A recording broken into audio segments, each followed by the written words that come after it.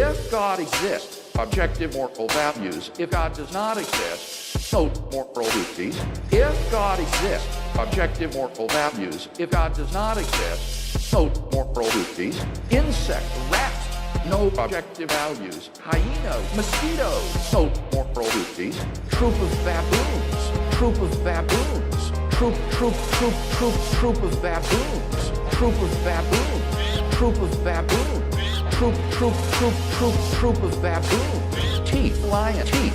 Troop of baboons. Bacteria, zebra. Troop of baboons. Corn. No objective values. No objective values. No objective values. Lady Gaga. No moral duties.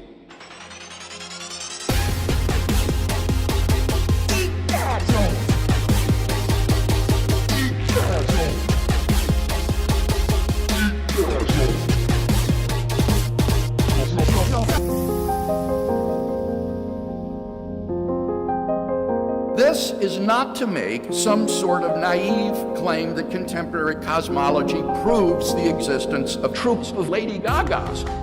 Plato wrote the following: Socrates is a freak of nature, and Abraham Lincoln is the Terminator orbiting a gigantic red Eskimo village. As the Russian writer Fyodor Dostoevsky put it, you scratch my back, I'll scratch Richard Dawkins. Premise 1. Everything that begins to exist has a beard. 2. The universe has a beard. Therefore, a beard has a beard. Richard Dawkins foresaw Godzilla exploit a barnyard of pigs. So what? He vigorously condemned such actions as religious indoctrination of the dinosaurs. On the atheistic view, who's to say whose values are right and whose are root beer,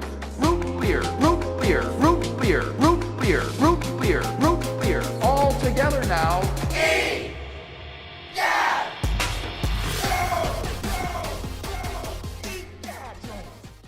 Welcome to Trinity Radio, and thank you, Punch Bowl Haircut, for that track, Egad Jones.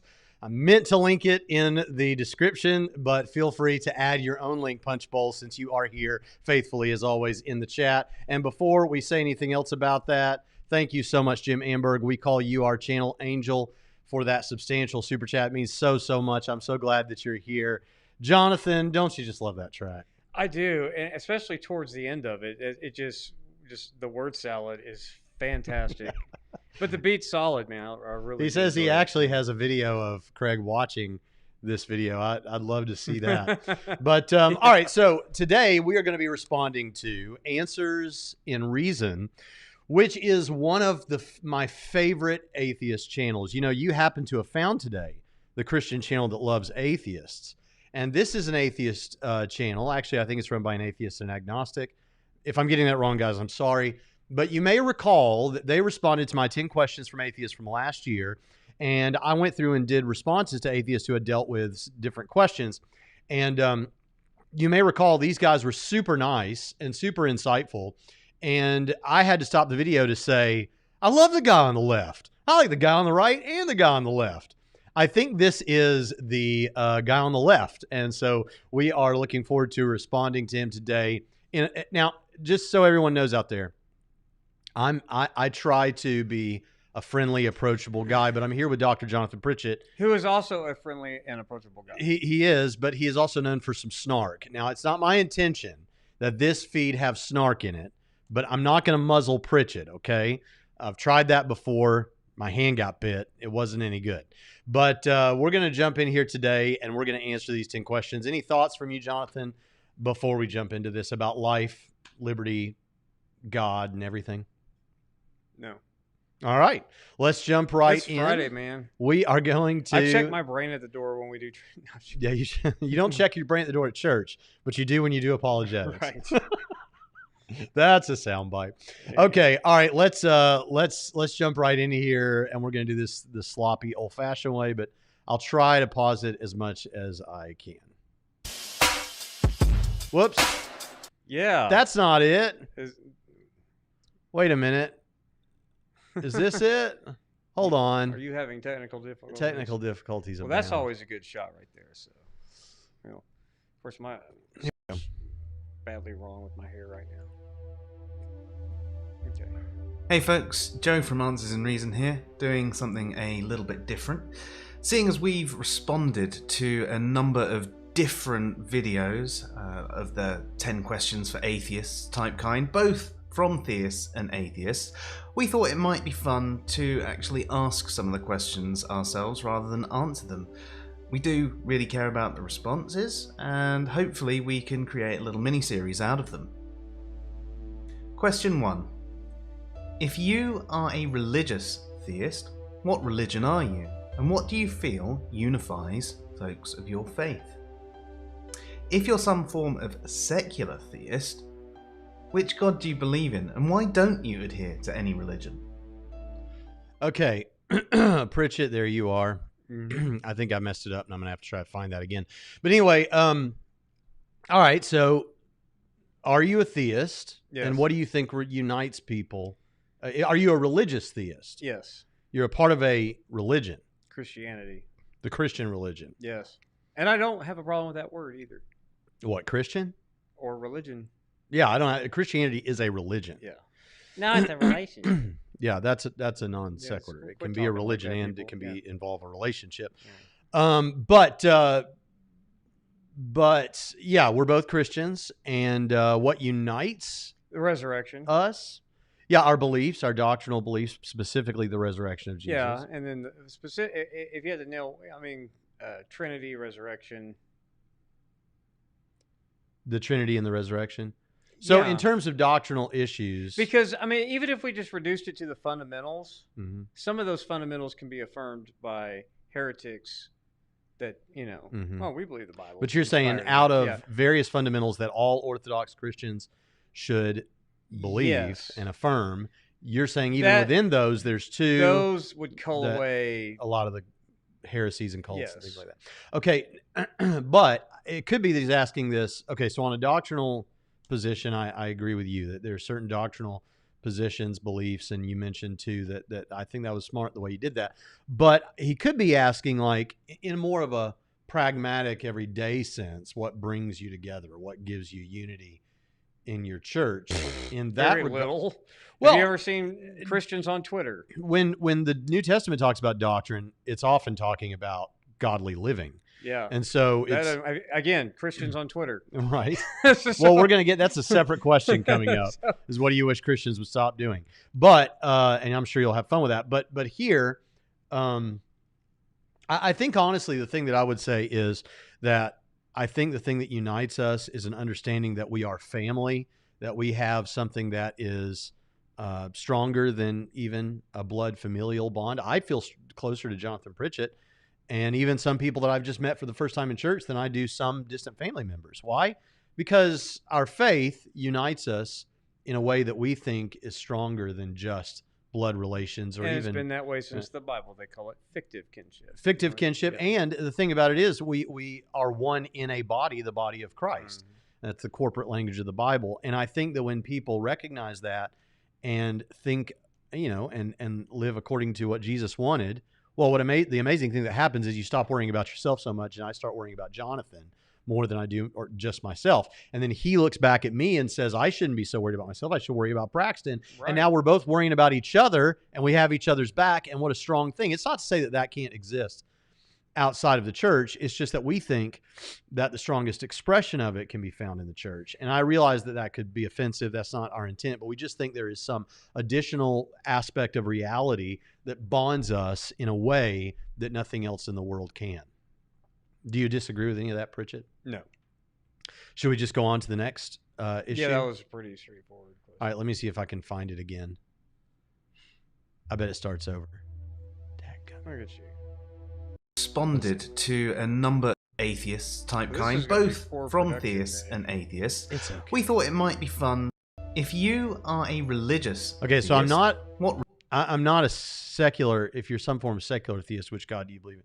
So that's not, that. I think what they mean there is just you're not religious, you're secular in that sense. That's where you normally that's where you normally get people talking about, well, I believe in some kind of God. Probably is some of them believe in personal God, some of them believe in just more of a deistic kind of thing. Usually you get words like spiritual thrown out there, and I actually like that he asked this question, and I would be interested in how secular theists would answer it, because those answers are typically gibberish. Because you're inventing ideas that you've borrowed from elsewhere. Right. And so it starts to sound like some other religion that already exists. Right. So, yeah. Chris Tate says, hi, Jonathan. Hey, Chris.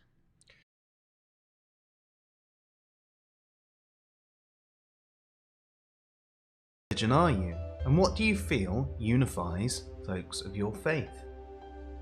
If you're some form of secular theist, which God do you believe in, and why don't you adhere to any religion? Question 2. If there was any religion that was completely different to your own, that you could choose to be true and proven to be true to the entire world, which would it be? Now, I'm not talking about a denomination that you see quite as different as yours.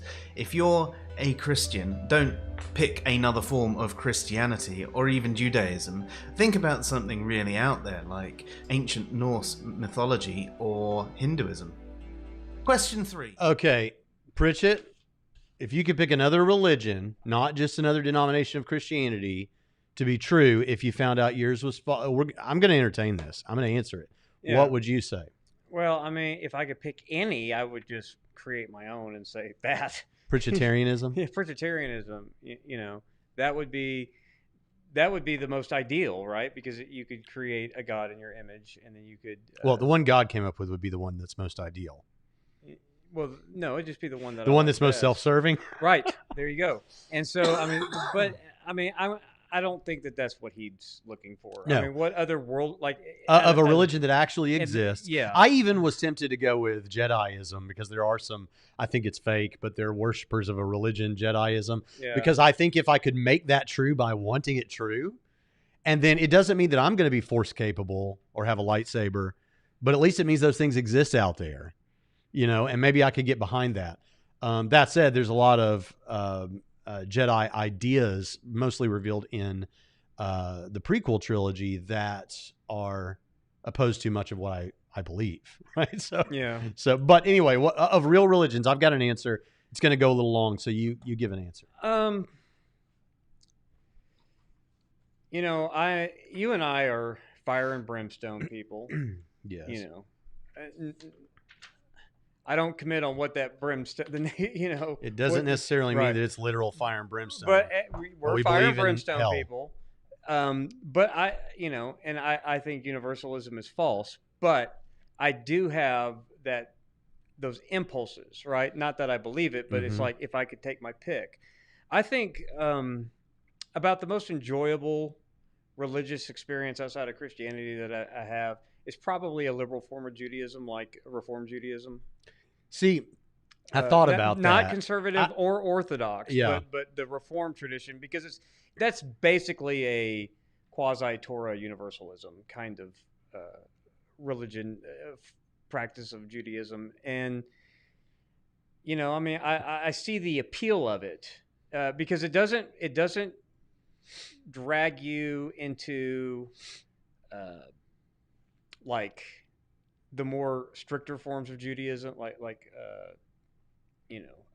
Orthodox Judaism, and I guess what's the worst thing is still be kosher, if Yeah. So you're willing to put up with some not very but it's still ideal. a monotheistic faith, Yeah.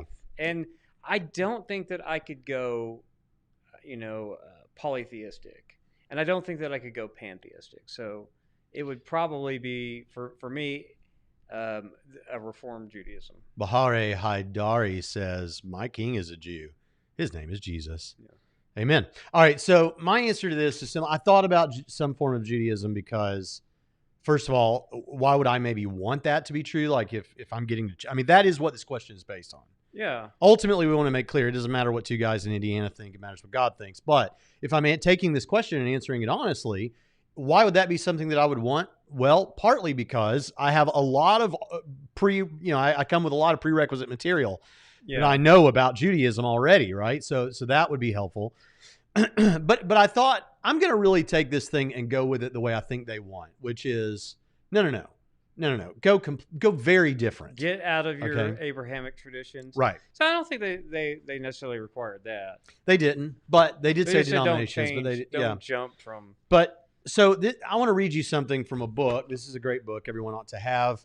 It's called Reason for the Hope Within, edited by Michael J. Murray and forward by Alvin Plantinga. These were a bunch of philosophers, primarily from, I think, Notre Dame. This section was written by Robin Collins. And this is what he said about Ramanuja and Madhva schools within Hinduism.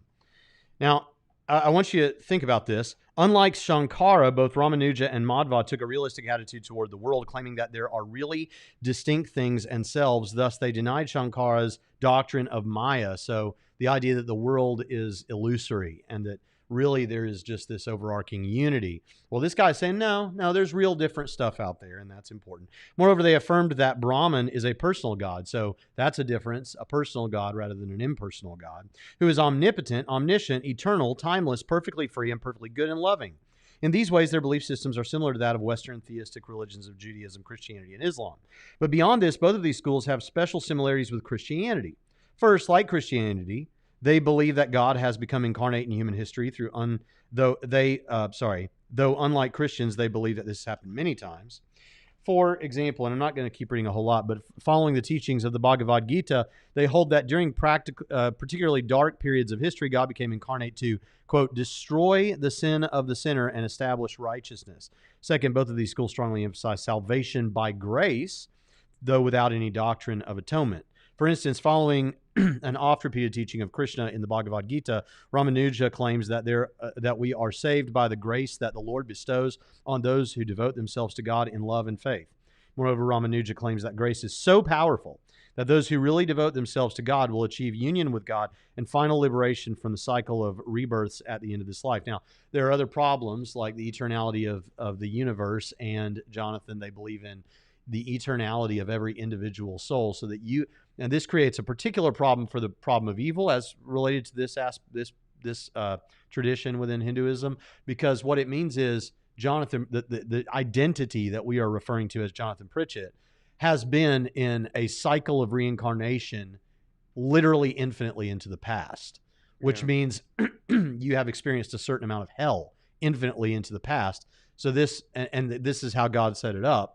This creates some particular problems that are more difficult on this view than on Christianity, I think. Yeah. Nevertheless, as I look at this, I think that the summation statement that that Robin Collins makes is pretty telling. He says this, then I'll stop. In my judgment, Ramanuja's, and to the lesser extent Madhva's, worldview presents a philosophically viable alternative to that of Western theism and Christianity. Do you understand what's being said? This philosopher is saying, philosophically, this is It has all the trappings. it's a viable alternative to Right. Western theism. Yeah. Moreover, although Ramanuja's beliefs in the eternality of the soul appear to present him with a serious problem of evil, in my judgment, it is not central to the rest of his worldview. He could ditch that. He could ditch that view that people are just like eternally existing. Though then he might have trouble with his view of the inerrancy or infallibility of Hindu scriptures, because Ramanuja claims that they teach this doctrine. But the bottom line is there are some obviously differences. Now, what Collins goes on to say is we could still do apologetics with respect to Ramanuja's in very version of similar Hinduism, ways. but we would do it. Well, yeah, but we could criticize them, but couldn't do it. His view is you couldn't just rely on philosophical arguments. You'd have to get into historical arguments, like for the resurrection, Right. in order to tilt it one way or the other. But because of that, I mean, as far as the eternality stuff, some philosophical arguments. we think we could bring philosophical issues. But like he says, that guy could ditch that part of his view and still Right. have a Bible.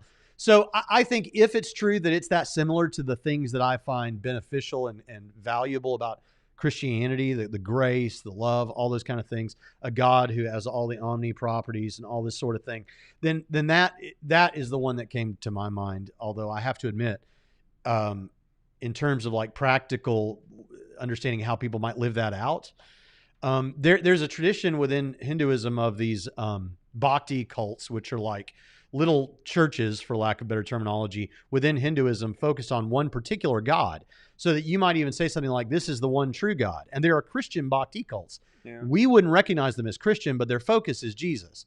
And they may say something like, he's the one true God. But many of them don't mean that there aren't other gods out there.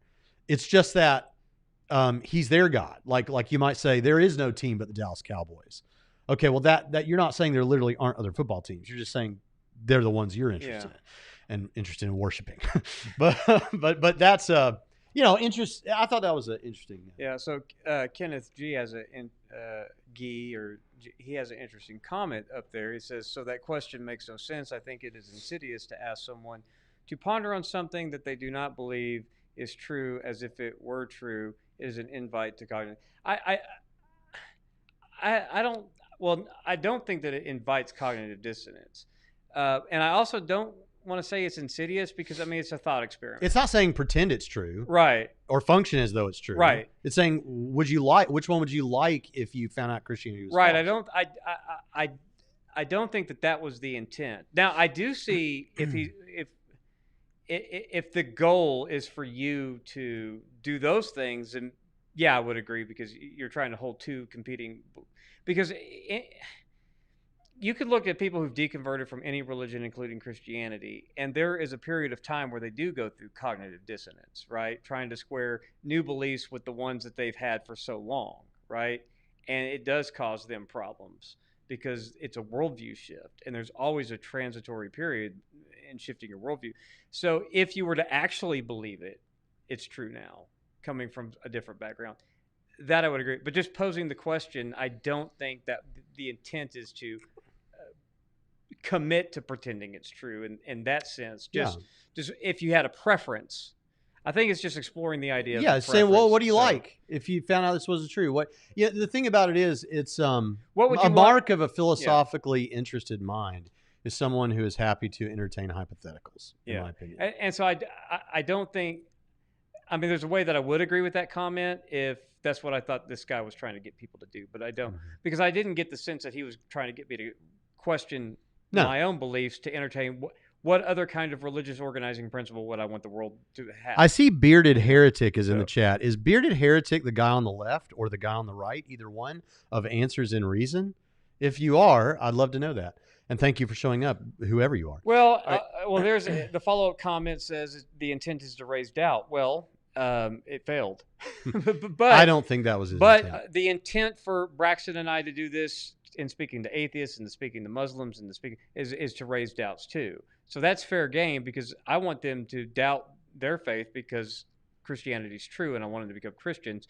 But anyone who's proselytizing for anything, their job is to raise doubts so that they can convince you of something, including Christians. And that's kind of the business of apologetics, when you go on offense to criticize another worldview. So, that's fair in the sense that if their intention was to create doubt, which is what a lot of content criticizing Christianity on YouTube exists for, we also exist in one sense to cast doubts on other worldviews as well.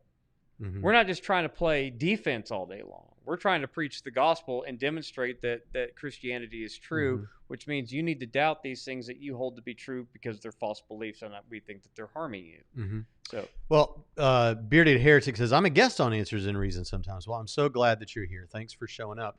And I am assuming that these questions are asked in good faith.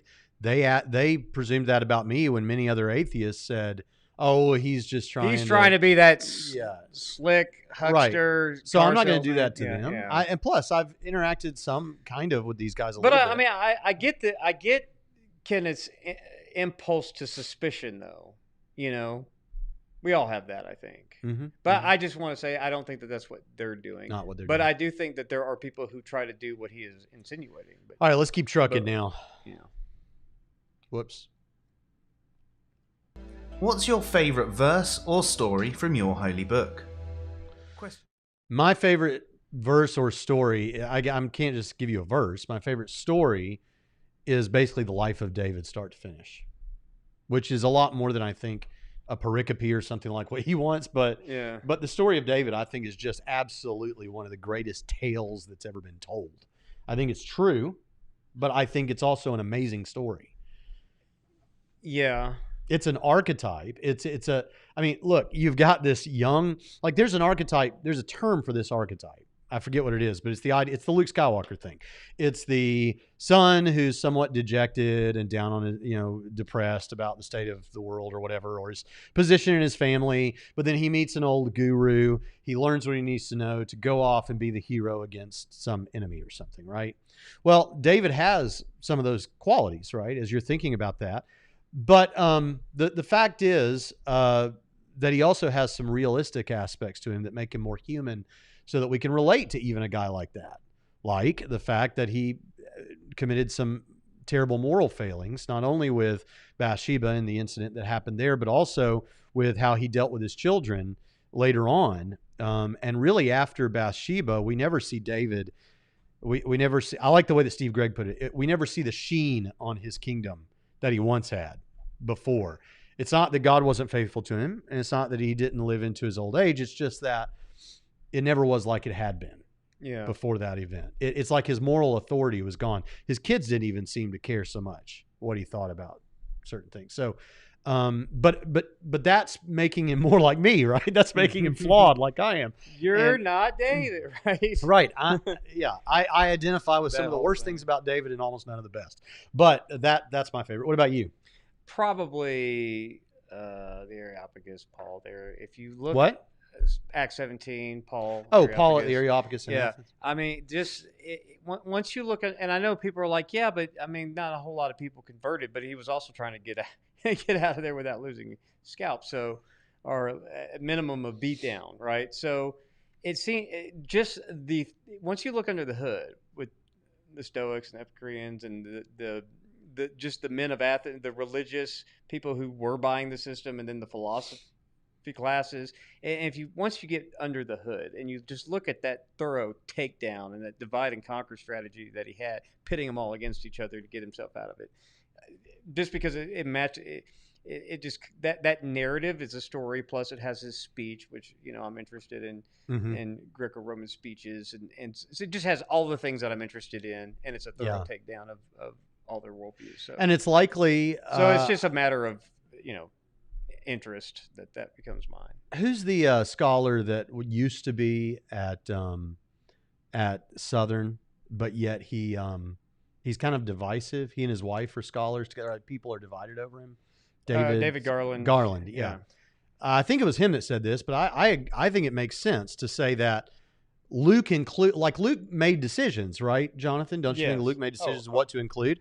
And his take is that he included Acts 17, not only because it was important and it happened, but he included it as almost like a format for how you might dialogue with philosophically interested Greeks and pagans. Yeah. And so, and what is it? It's very, I don't care what anybody says about this. It's very obviously to me a classical apologetics approach. Yeah. He's showing some degree of respect or reverence for, or value at least, in some aspects of their pagan culture, because he's using those things as touchstones. Well, I backed off of respect and said value. Okay. He sees value in the altar to the unknown God, because he's going to say, yeah, that's the God I'm promoting. He sees a point of connection. Yeah, and then he does the same thing with the poetry, the pagan poetry. So it's got that, but then the classical method part of it comes in with, he's arguing for one God who created everything. Yeah. And then he goes on to talk about the resurrection of Jesus. Why, my goodness, that's what Norman Geisler and William Lane Craig and every other classical apologist does. So anyway, just thought I'd throw that out. So you like Acts 17? I just like it because it has some of my interests, just beyond the Bible and that era and the literature and what's all in the philosophical traditions, and I just think it's a great story. All right, let's keep trucking. Luke did a good job. I mean, obviously if there was one thing. Go ahead, Jonathan. So obviously he had to take. I mean, you can read Paul's speech in a minute and a half. So obviously he tailored it, but just the way that's all constructed for that passage is just great. Choose not to be true about your religion. What would it be? As an example, the other day someone told me on Twitter that they wished pets would go to heaven with them. Question 5. Jonathan, what do you think about that? That's already notion? true about as far You as I'm think pets concerned. are going to heaven? I do, and I don't know. What's your reason for that? Wish fulfillment? Well, I think that the animals know God at a more intimate level. I mean, according to Job 12 and some other passages, I just don't see why. I do believe that they're soulish, and I just. Now, when we say heaven, understand, like N.T. Wright says, heaven's great, but it's not the end of the Right. world. So and what he means by that is new heavens and new earth. the end result is heaven. Do I think pets? Well, I want to clarify to the audience. Yeah. What we believe, what Christianity teaches, is that just as your body will be resurrected, and you will not merely be a soul floating around ethereally, but your body will be resurrected, and so will the earth, and so we will live forever on the earth. In that sense, yeah. I mean, we did other planets. Yeah. I mean, I'm willing to say if without Jesus as king over, recognized as king by world governments, we could put a man on the moon, and we're planning a mission to Mars, and we got Elon Musk and Jeff Bezos going to space like every other weekend or whatever, just for kicks. Then I'd say with Jesus as king, we could probably inhabit some other worlds. That's all I'm saying. Yeah. So I mean, I don't know for sure.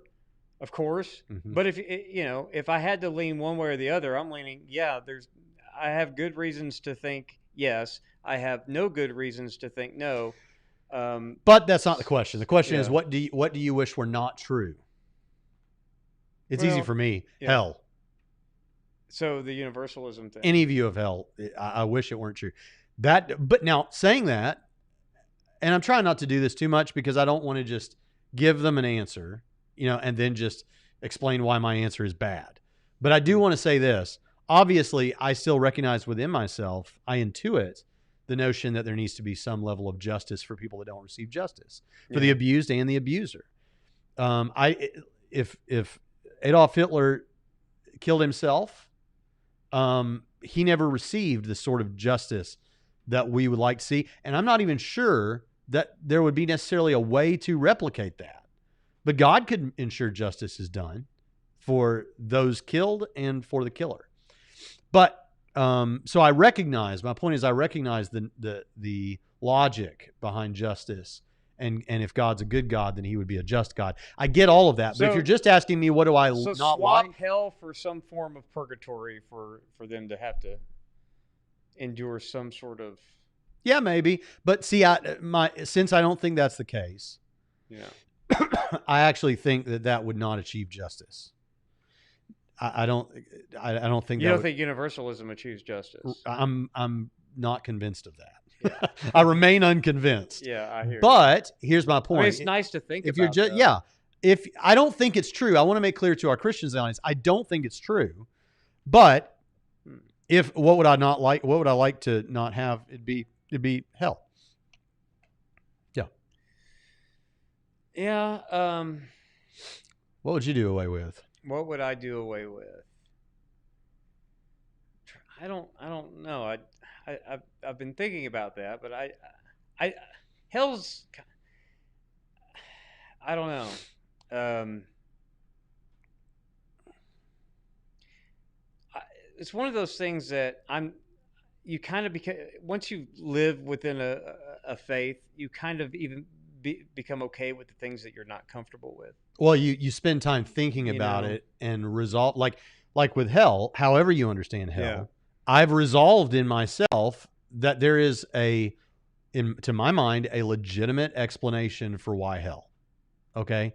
Yeah. It doesn't mean emotionally it's satisfying, but logically it makes sense. But if you could excise it and kick it to the curb, that would be the one thing that you would do. I mean, I wouldn't do it, but the spirit of the question, I think, I'm answering, my dad said this for years. My dad will stand in a Southern Baptist, very fundamentalist pulpit, and he will say, I don't agree with God about a lot of things. I don't agree with God that David was a man after his own heart. I don't agree with God that Moses didn't get to go into the promised land. I don't agree with God. He lists off like a number of things, but then he says, but doesn't matter what I think, matters what he thinks. And I think that's true. There are things that some guy in Indiana doesn't like about the way the world is, and that extends to even things within my faith that are not appealing to Well, my senses. well, things But that- that doesn't mean I'm right. It means I'm a guy in Indiana and well, God's God. Yeah, there's things that I wouldn't care about if I was God, but God cares, so I have to care because I care what God cares about. But if He didn't care, I wouldn't either. There's a lot of things like that. But as far as excising, what would I do away with? If I just say hell, then I'm repeating why I was attracted to Reform Judaism in the first place, right? Because it's but no, you didn't know. state that as one of the reasons. Huh? You didn't state that. I as said one of the that reasons. the universalism impulses. I mean, it's Okay, kind of a you it's did. kind of a quasi-universalism. So I mean, it would just be repetitive to say that. But I mean, I guess I can go with it so we can move on to the next thing. All right, let's go. What are some of the worst arguments you hear us atheists making? Easy. Well, wait a created minute. God? I haven't heard you make these arguments. Yeah. So I know you're using the proverbial plurality us, Yeah. but in reality, I haven't heard you make these kind of Yeah, arguments. the who created God is the most ridiculous. I don't understand. what Questions the word aren't means. arguments, Jonathan. I That's don't what Cameron understand. Bertuzzi says. Well, you know why he says it? Because there are people who think the questions are arguments. There's a reason why. Who made God? There's a reason why the statement exists in the first place. It's not really an argument. Like, I think that the arguments that have been offered, some of them, the two that come to mind, or one, depending on how you viewed, if you think divine hiddenness is a subcategory of the problem of evil, then one argument. But we could frame multiple arguments out of this subject matter. But the point is, evidential arguments from evil and divine hiddenness arguments. I think we have acceptable responses to those that take the wind out of their sails. But I also think that they're very powerful. I think that they are not something Christians should just dismiss flippantly.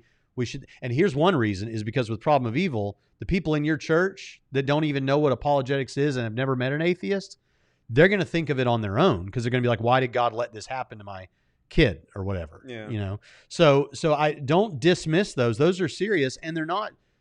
It's always difficult to talk about. It's like, they're good arguments in the sense that they're not dumb arguments. Like they are arguments we have to take seriously, premise by premise. Yeah. Well, if you've ever heard Richard, there's an implied argument in the question, though. I mean, even Richard Dawkins has spouted up, like, who created God? Mm-hmm. So either that, or that somehow evolutionary biology somehow means God doesn't exist, those kinds of things. Yeah. That because evolution is true, there's no God or whatever. Yeah. And even though I'm not on theistic evolution's bandwagon at all, I still think that's a terrible argument, because you and I would an have ultimate non sequitur to go from because evolution, therefore atheism. Well, and they do, and that's done with a lot of things. And okay, so first of all the little things like,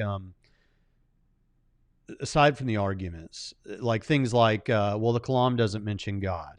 We have a video on that. That's a terrible response to an argument. Yeah, I guess that's true. Like the logical, or just sweeping statements like all theistic arguments fail, or they're all rubbish, or but stuff, there's an stuff like implied that. argument in there that the I'm just not convinced. Yeah. But all those carry with them implied arguments. But I would think that you could make a case that the worst argument, it's really at this point silly to keep trying to trot out the logical problem of evil. I think so, but there are from new voices defending it now. Right, but I mean, that's because they're trying to make a name, trying to resurrect a dead horse. But since they don't believe in God or resurrections, that's not going to happen. So it really is at this point. That would be the worst from a strictly, don't bring that up, because it logically it doesn't carry the water you need it to where you need it to go. So. Yeah, so but I'm still going with the who created God thing, like as if that's still, the worst as far as it goes. Yeah, but there was something else I was going to say, like what do I think are the worst things that are so you hit on something that I wanted to raise back up and say, yeah, anything like that. So in order for Christian theism to be true, in my opinion, you need two things. that God exists and God raised Jesus from the dead. Now, obviously, that doesn't get you like the authority of Scripture, as Pritchett and I would affirm. It doesn't get you a lot of things that you'd like to know. And some would even say it doesn't necessarily mean Christianity or anything like Christianity is true, because God could have raised Jesus from the dead to deceive you, or aliens could have done it to deceive you, or something like this. To my mind, to say that Jesus being raised by God from the dead doesn't mean Christianity or something like Christianity is true. It's kind of like saying we saw this guy wearing a NASA suit on the moon, and but it doesn't mean NASA put him there. You know, it doesn't mean that's how he got there. Could have been Bezos, man. Right, it could have been Bezos, but you know. So I think, I think anything that tries to say, okay, evolution means Christianity is false. Well, wait a minute. How does evolution bother that God exists or God raised Jesus from the dead? Or the Old Testament has these atrocities that I don't like, therefore, well, hold on. Does that mean God doesn't exist, or does that mean Jesus wasn't raised from the dead? So anything that takes a little an aspect of Christianity that is not the fundamental or one of the fundamentals, and then tries to make that turn Christianity on its head, those are terrible, because they miss, in my opinion. Now, if you're just talking about a question like, is God a moral monster in the Old Testament? Fair enough. We're going to talk about that issue. But if your whole thing is Christianity is false because I like evolution or whatever, then or evolution is true or whatever like that, then I think that's so anyway. Do we answer that? I don't know if we answered. I'm still sticking with my original statement. Who created God? That's the first one that came to my mind too. Yeah, so that's the worst, because there's an implied argument there. 6. If there was a behavior from your fellow theists that you wish you could change, what would it be and why? Well, the question's actually different than what he said. He said fellow theists, but the question was fellow believers. That God exists. Huh? They could be a believer that God exists and not a Christian believer. Well, I mean, okay. Theism, it doesn't matter. We're Christians. Let's answer it. Yeah, I was thinking, well, I mean, if it's just theists, there's no one. I mean, that's hard to. What's the one behavior of 95% of the world? We're going to answer for Christians. Yeah. Okay. So if it's believers, and I take that to be Christian believers, I would go the one behavior that I would change. Yes.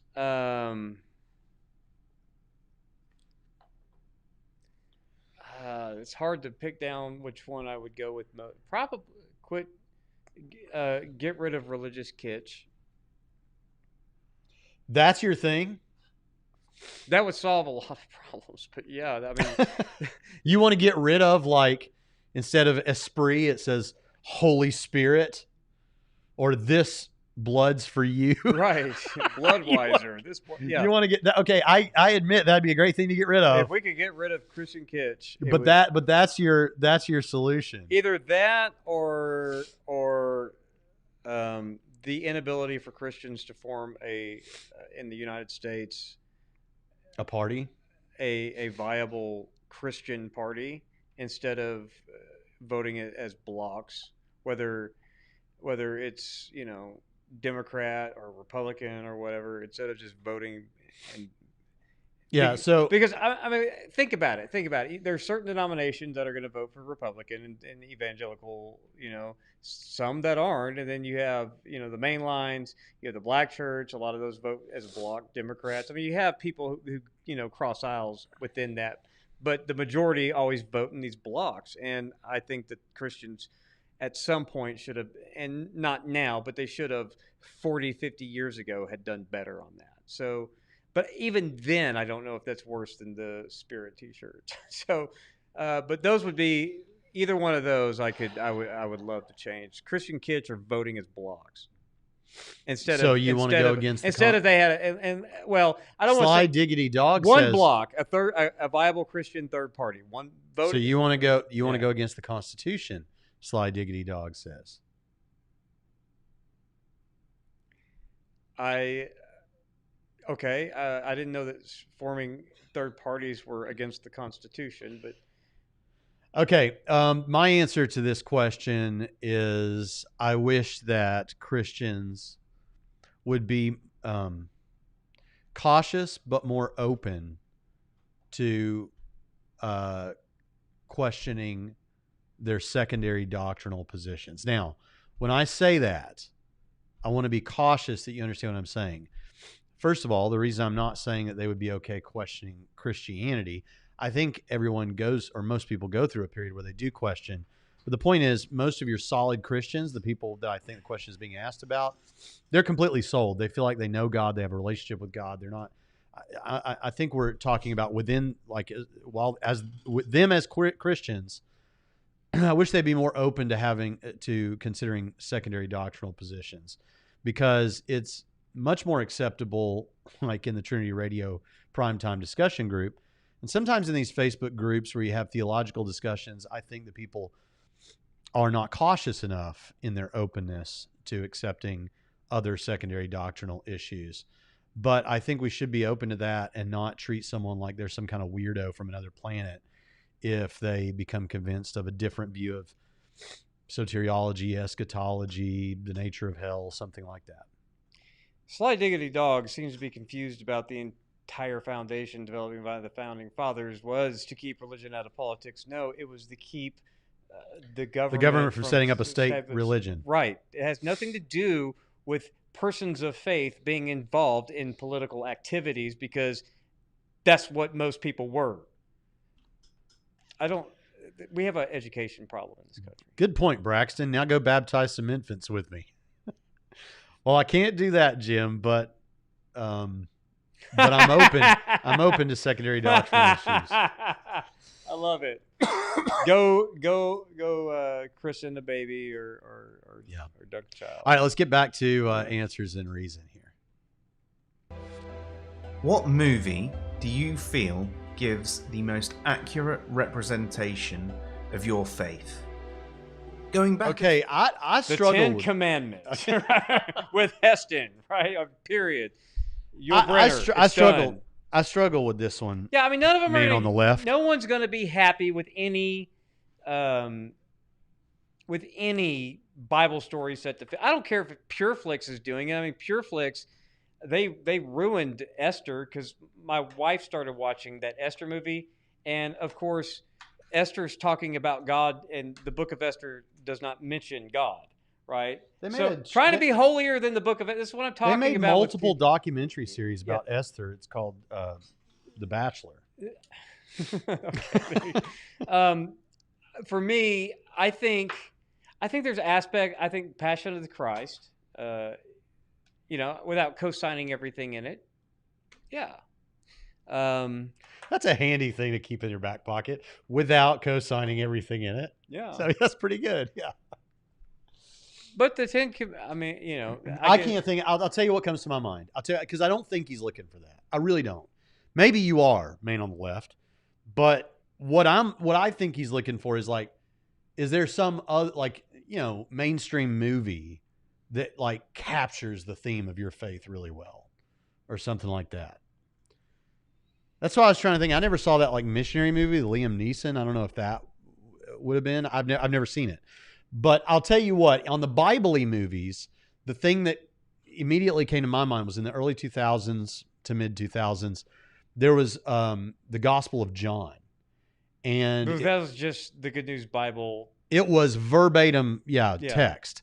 So, like, in fact, even as they're talking, you could see the numbers at the top right. The guy from Lost in it is Jesus. Really? Yeah. Jack? No. Sawyer? Not No. Charlie. Pippin and married Charlie. No, the guy. Jim Caviezel? No. I can't remember his name, but he was It doesn't matter. John Locke? No. He was the other guy. I think he was the guy. It's been so long since I saw Lost, but he was waiting for his wife to show up on a submarine or something. Yeah. He kind of looked like Jesus. I mean, well, like the classical American image of Jesus. Yeah, that was the Obi-Wan Kenobi Jesus. Right? He's Jesus in the sense that we were people in pop culture. But he was sometimes Jesus. referred He was to as Jesus. He played Jesus in that one. In well, here's the thing: the Gospel of John. I didn't think it just being the text messed it up. It still felt like I was watching a movie. Yeah. And I really enjoyed it. Now, that's been 16 years ago or something. So if I watched it again now, I don't know. But okay, yeah, someone says Chronicles of Narnia, but it was too cryptic. Yeah, allegorical films or like. Well, but does it thematically capture your faith the best? Yeah, I mean that might be it. That could be. That could be. I wish there's. I guess Tim Stratton would probably back me up on this. I mean, there's a big part of me that wished that Christianity could be best defined by that Denzel Washington movie, The Book of Eli. That's think what I wish Christianity. Anything that captures the true and the good and the beautiful, Yeah. to me, is a good representation of Christianity.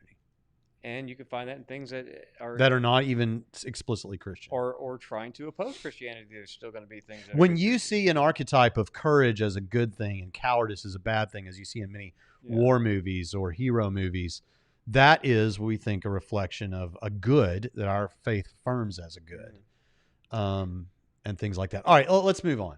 Okay. Wait, did you say a movie? Yeah, you said 10 Commandments. I said The Passion of the Christ. Oh, yeah. As you remember, have you always been a theist? Has it always been the same God? Have you ever changed denomination? If so, I didn't let him finish. Let him finish. Okay. what?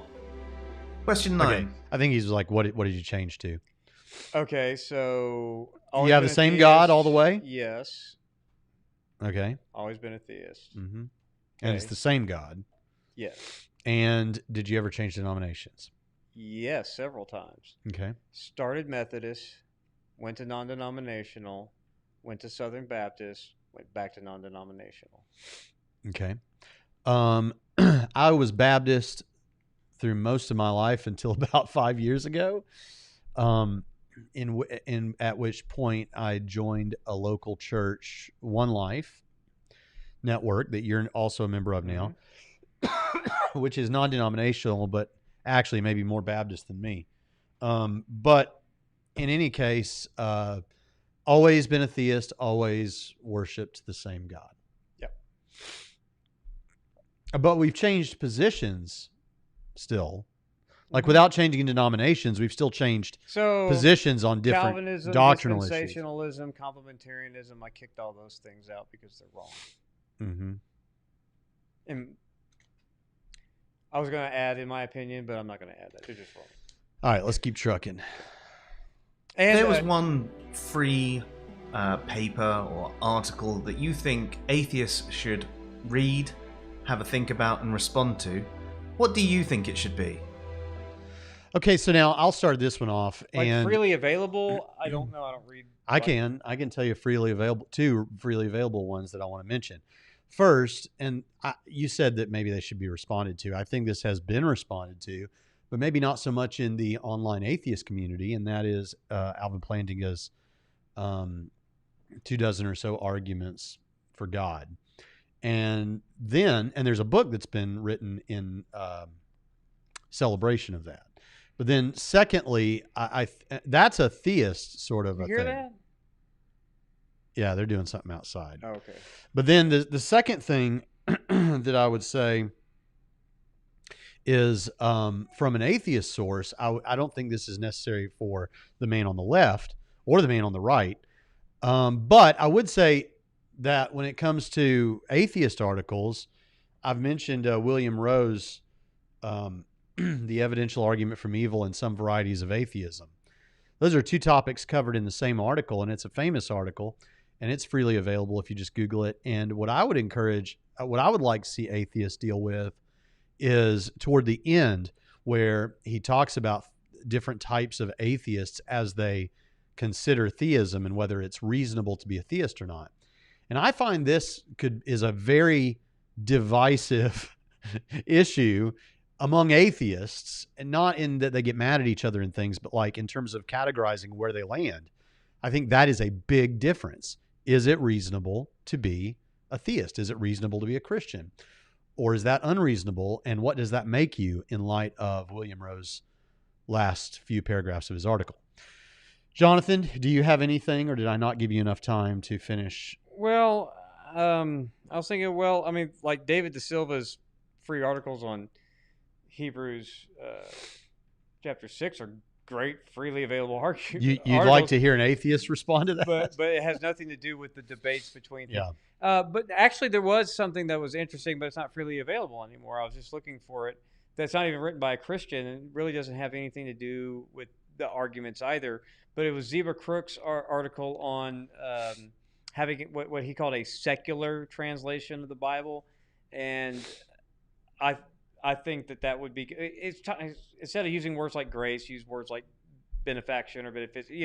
De-theologize after centuries of embellishment, so that you can have so we can know. So you can plainly see where the pieces are in terms of the cultural thinking of the day. Right. So that you get rid of like loaded terms like predestined, because there's other words you can use. And you get rid of all that theological baggage. Change great. Get rid of. Having a secular translation means having a translation that is free from words in English that have been front loaded with freight that they were never intended to carry, and then start again. Grace wasn't a religious term. Yeah. Wasn't represented by the exclusively. dancing. Yeah. The three charities represented the reciprocity dance of the patron-client relationship. If you want to say that's religious in that culture, fine, but it's not what we think of as a religiously embellished kind of term. I'm actually with him on that. That's what De Silva says. He says these are not principally religious terms. Right. So I'm with Zeba Crook on that. The guy's not a believer. But his dissertation that was published, Reconceptualizing Conversion, outstanding dissertation, way too expensive. Get it on interlibrary loan. And watch an interesting debate between him and Richard Carrier on whether or not Jesus existed. That's who? De Silva? No. Oh. Crook. Oh, Zeba Crook. Okay. Sorry. He's a non-believer. He's an atheist. Because that would be hilarious, the two of them debating. Yeah. Who? De Silva and Carrier? Yeah.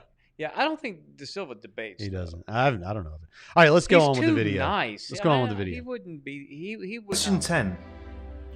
Which atheist channels would you recommend to your fellow theists? So this is just me being honest. I don't know that I would recommend an atheist channel to a theist who, I guess I do in a sense. Like a channel that's dedicated to espousing atheism, or a channel by an atheist? Oh yeah, no. Like you would say like Joe Rogan. I think we're talking, right? but I think we're talking about channels that talk about worldview and religion and stuff. Joe Rogan, he's an atheist, right? Yeah, well, something like that. Yeah, or agnostic. But so it's not something like that, but something more along the lines of. I would push people to a channel like this one, and like theirs, because I know that they're not going to use just rhetoric. I know that they're not going to strawman what we're saying, at least not intentionally. Why would you not recommend somebody Cosmic Skeptics videos? I would maybe recommend Cosmic Skeptic. Yeah, but who am I recommending this to? I don't think I would. I know how this sounds. I would recommend. But I'm not. I wouldn't be recommending. What I would want to do is, I think recommend in the sense of I recommend. See, I'm not with you on this because I wouldn't recommend an atheist channel. But if I was going to recommend, I would an say atheist you need channel, to listen to them in their own words instead of listening to what we say they say and what we clip out so that we can respond to. I've always been the don't ignore the primary sources from the other side. Whether you're a Calvinist who never bothers to read an Arminian author or whatever, or a Molinist for themselves or whatever, or you're a Christian, only reading what atheists say because William Lane Craig quoted them in Reasonable Faith. Yeah, I get what you're saying. I'm never going to be that guy. So what I'm going to do is I'm going to say go to their best, go to their best and argue, yeah. Beat that in your own mind, even if you never debate him. You could just tell him to read Oppie and Sobel, and most of them won't, and then that'll be the end of that. Yeah, but what he asked about channels. I know. So let me say. Yeah, nobody's going to go read books. Come on, that's not cool anymore. So here's the thing. I wish it was. I wouldn't recommend a believer go to an atheist channel because, and I realize how that sounds, but for us, we actually believe that judgment is on the line here. Right, eternity is on the line. So why would I ever do something like that? Now, but if that wasn't in play, what channels would I feel best about They're going to be honest. They're going to be representing us as best they can, representing the atheist arguments as best they can.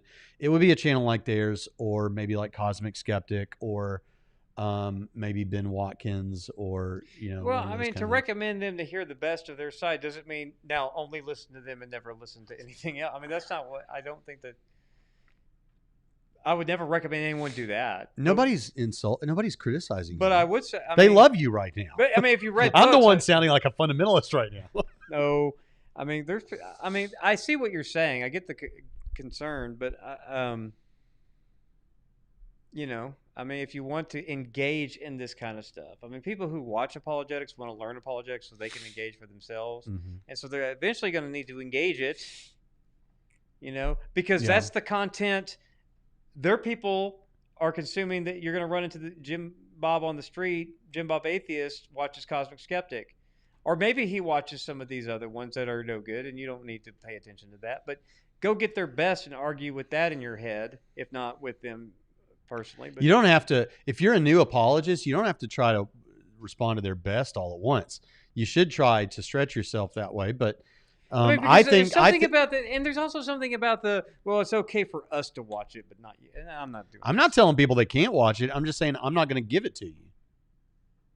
We link to the videos we respond to. We give to them. That's all the time. because I feel like I'm doing my due diligence to not, I'm using their video. I want people to know I'm not misquoting them. So here's the link. So I guess that is me giving them the video, but I've also had my say in that respect. Okay. I understand how this makes me sound. I don't care. Yeah. I believe this stuff. So it matters. Well, I believe this stuff too, obviously. But I'm not criticizing you. I know. You can do what you want. I tell people all the time, go read Nietzsche. Go read Russell. Go read these guys, And they're all better than the new. Would you rather them go read Nietzsche or watch a YouTube video about Nietzsche? Go read Nietzsche. Right.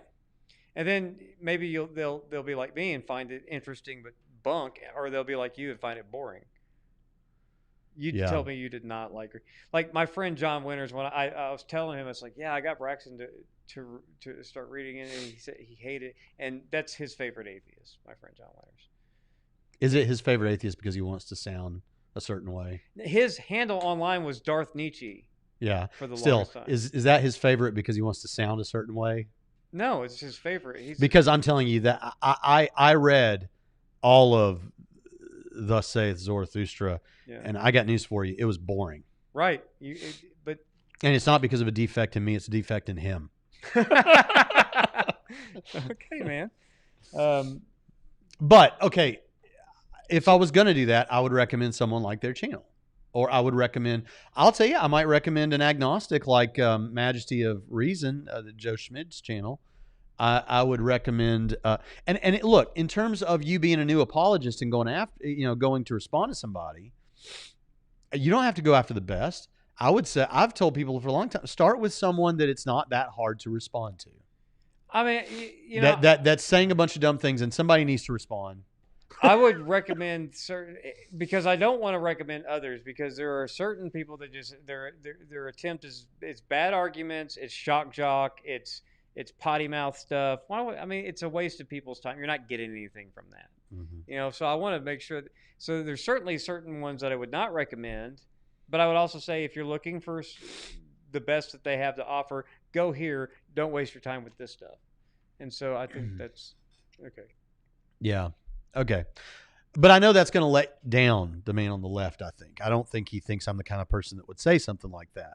But it's actually an attempt at intellectual honesty, because this is what I actually believe is true. And so I think the stakes are so high that I would not even discourage someone necessarily, unless they're in a moment of doubt, from viewing an atheist video or something. But in terms of me like coming up with a list and giving it to somebody, I don't see that happening. Maybe that's something wrong in me. I don't know. All right. And that's the end of the 10 questions for Theists video. I hope you've enjoyed answering the questions. I'm really looking forward to reading or viewing your responses. We did like it. Please drop any links in the comments below this video and share it with anyone else that you think might be interested. How can you not like this guy? I know, but now we're done with him. is what you're saying. He's telling our audience to comment on a video that's I they're don't not care. watching. You know what I do appreciate about him, even in light of what I've just said? Yeah. In their response to my 21 questions for this year, Yeah. it was him and 3 other guys, I think, or maybe 4 other guys, but I think it was him and 3 other guys. And he said he was so nice to people from our audience, presuming that people from our audience would see it. He said, "Hey, if you're from Braxton's channel, man, you are welcome. We're so glad you're here. We love Braxton." Stuff like that. I was just telling you to cut the video because he's done with the thing. But I wasn't trying to cut him off because I wanted him I gone. know, but I did was wanna- like, now we're just listening to him. I know, but I used Like, that. share, and comment. And all that. I used that as a Oh. springboard to talk about that he was really nice, in being inviting to our crowd, and not in like a bait and switch kind of way. Not like I'm trying to trick y'all into. No, I genuinely believe he and the other guys there were just trying to be cool, and so I appreciate that. We're terrible about telling people to like and share and stuff all throughout our videos. Well, we I'll don't tell have you- little things that pop up and say, smash that like button. I'll tell you what, We're bad at that. I would really appreciate it if you guys would and gals would share videos like this, or And go find. subscribe if you haven't, and click the like button if you haven't. Yeah, 40 likes, and we have 76 people watching. Just click it. and I was gonna say that, and subscribe if you're not subscribed. Yeah. But seriously, something has happened recently. You may have heard some things about YouTube changing their algorithm. They're changing their algorithm all the time. But when they have to make a video for their creators that says, oh, we're just changing the algorithm all the time, it means a bunch of people are like, what did you do to the algorithm? Right. So I've had people who are subscribers to this channel saying our videos are not showing up in their list. So I don't know what's going on. I have had a few videos that I intentionally did not monetize lately because I knew that we talked about things that YouTube wouldn't like. And I think it may be the case that if you don't monetize, they don't push your videos as much out there for obvious reasons. But because of that, whatever's happening, I'm just being honest with you all, the subscribers, I mean, it was like a faucet just got turned off. Yeah. And it's not because we did anything different. Right. So if you're not a subscriber, please subscribe to the channel. And Click share the like video button. is what I was gonna Share say. the video. Share the Click video. the like button. And here's another thing that we never do. How would you answer those 10 questions? Put them in the comments. See, I'm getting better at this all the time. You're doing good. That's You how sound like YouTubers do stuff. So And we need Justin to start being Broby- like YouTubers and doing stuff. Justin Broby makes a fair comment. I'm waiting to see if I really like the video. I don't want to be a liar. Fair enough. All right. But you can subscribe without being a liar, because if you click subscribe, you very much did subscribe. Well, listen, this has been fun. Pritchett, have you had a good time? I always have a good time, man. Well, for This those of you show's that are fun. patrons, and if you're not a patron yet, look in the description down below. And what you will find there is a link to our Patreon page. That's for people that give us a small amount of money. If Yeah, you want just to. $1 gets you in the door. We're not. Yeah, and then you can be a part of the after show, which is going to happen at 2:15 today in just a few minutes. The link is already there. The video screen is already there in the Patreon And room. Braxton's rants are epic. I mean, he even comes so close to just tearing through the screen. I mean, he is so vicious. You think Pritchett Prime's a thing? This dude in the after show is vicious. Let's see if we can top it today. Yeah. Also, if you're a patron, you can jump right on with us there. We'll put a link in the thing. And Braxton So- will tear your head off if you say one wrong thing. You did it to Chris. Not But really. we'll see you next time on Trinity Radio. That date is wrong. Yeah, what is that for? There we you Later.